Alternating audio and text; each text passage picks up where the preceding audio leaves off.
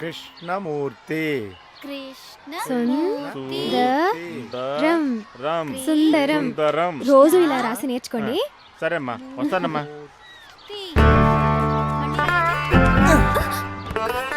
నువ్వు ఏంటి ఇక్కడ? చదువు నేర్చుకుందాను వచ్చాను. నేనెలా? నాకు రాయడం నేర్పించవా భాను? సరే రాయ్. ముందు మా రాయ్. మా ఎలా రాయడం? వా రాసి కొమ్ము పెడితే మా అవుతుంది. వా ఎలా రాయడం? ఏ రాసి తలకట్టు పెడితే వా అవుతుంది.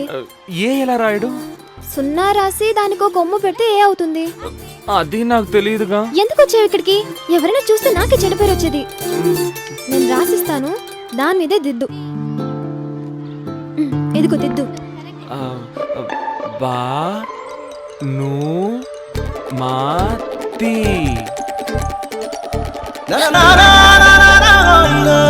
చెయ్యొదులు. భానుమతి, చెయ్యొదులు.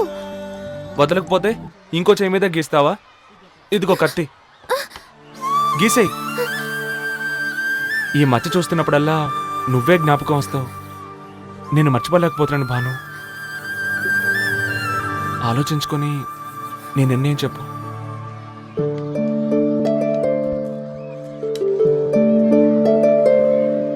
వాడిని ఏం చేయాలో నాకు అర్థం కావట్లేదే.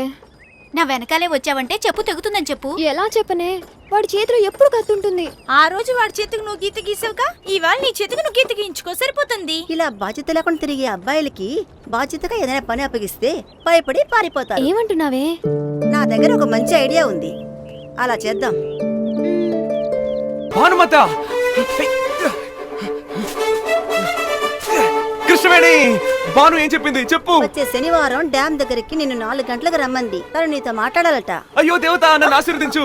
ఇంత మంచి విషయం చెప్పినందుకు ఇదిగో ఈ పువ్వులు తీసుకెళ్ళు. ఇందా.